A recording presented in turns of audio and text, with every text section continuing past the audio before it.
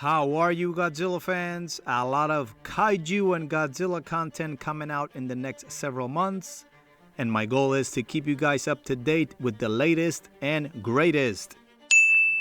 I am a fan of the first legendary Godzilla vs. Kong. I believe that visually it's a masterpiece. It has some of the best kaiju battles ever put together for the big screen, especially the last battle with Mechagodzilla. So we can't wait for the sequel, Godzilla vs. Kong, The New Empire, coming out April 2024. So the studio has been doing some test screenings for reactions and feedback, and some of the reports are starting to come in.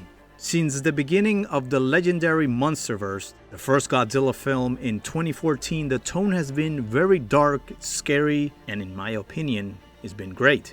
A little bit of comedy was introduced in the first Kong vs. Godzilla.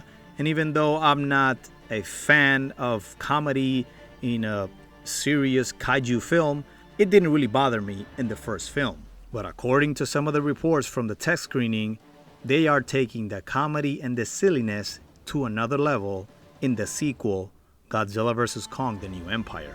And some of the reports even comparing the silliness to the Godzilla Showa era. Don't get me wrong, I do love all the Godzilla Showa films, especially Godzilla vs. Megalon. I can still watch that movie today and I can laugh, but it is clear in my mind when that movie was made and the production budget that they had at the time.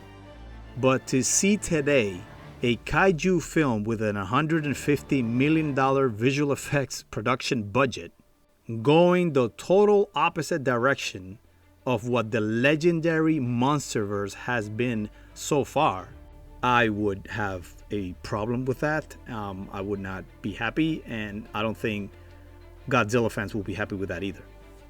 I don't know if maybe the studio is trying to reach out to a wider audience, maybe try to reach out to the younger kids. For me, this is bad news for the film already.